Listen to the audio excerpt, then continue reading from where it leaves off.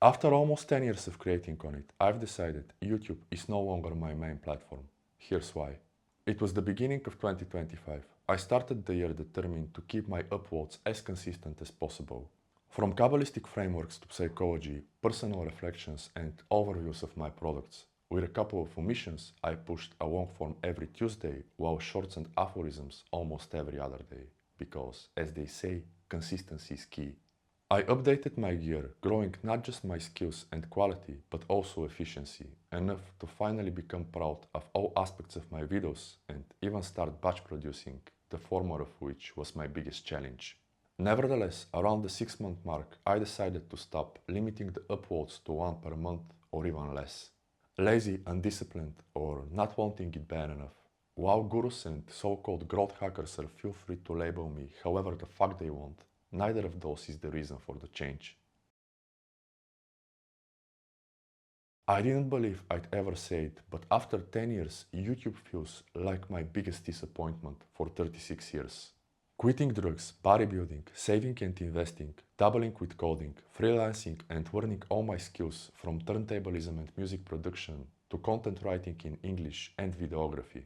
YouTube is the only thing in which the more I've put into it, both effort and money, and the better I became, the more it punished me. The only real traction I got in that decade was with a few nofap and OMAD videos, which are actually some of my worst.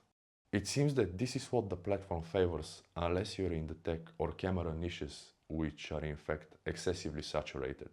While I decided to swallow this, pretending it's a humbling experience, a critical detail unveiled the platform as kinda useless for me.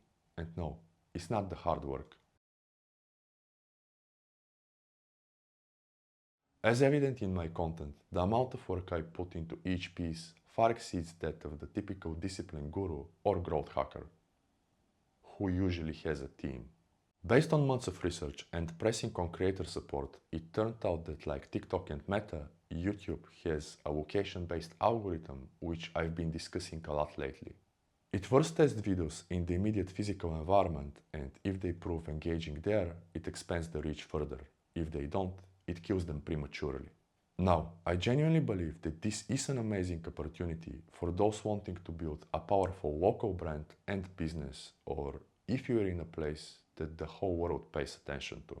In the first case, going hyper-local properly might actually put you into Forbes 30 under 30, even if you cannot write a semi-decent essay in English to save your life.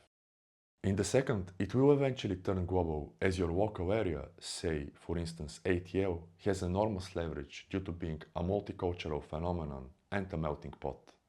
Conversely, a platform pushing my content to my immediate physical environment automatically defeats the purpose of using it. My reason for learning English, let alone creating content and buying cameras, was not having to deal with that environment and finding like-minded individuals globally. Not just for business or to show my work, but to simply share ideas and interact with. Everything else comes next. Furthermore, I've been asking my subscribers and customers whether they get notified whenever I upload. Usually, they reply that this happens only sometimes. Recently, my girlfriend who lives in the local area told me she didn't get notified for my past uploads, which are some of the best I've produced. Due to all this, and not the hard work or the constant spending, a bit after my third and main channel's fourth birthday, I'm focusing on Substack, which is where my real work will be. Based on my research, Substack keeps the original internet's essence, which is borderless and decentralized. Substack's algorithm is based on actual interests and building relationships regardless of your location. Fingers crossed, it will stay that way. Under my name PLTB, I write daily notes, reflections and aphorisms like I used to in the community tab of my channel. My publication 11 Beams is for long form on esotericism, culture, personal development and the topics I've been discussing on the channel lately, like how global currents impact individuals, especially creatives. The paid tier is for deep dives into esoteric frameworks, breakdowns of rituals, techniques, existential themes and personal reflections. The paid tier also includes graphics and diagrams like those my customers already appreciate. Speaking of that, I'll prioritize topics suggested by those customers who cannot afford one-on-one coaching or do not feel comfortable with calls and live chats. Does this mean I'm quitting YouTube? Not necessarily. I'll still use it for product overviews and maybe summaries of my long form, such as to announce things like books, courses, and merch. I'll do this as a 6 to 12 month experiment as suggested by Alain Leconf, and as my favorite psychologist said, quote, "Man constantly makes his choice concerning the mass of his present potentialities, which of these will be condemned to non-being and which will be actualized." Unquote. At this point, I don't really feel like actualizing yet another year of burning out just to be tested to the wrong demographic. Sorry, I just don't. I also don't think it's an amazing opportunity.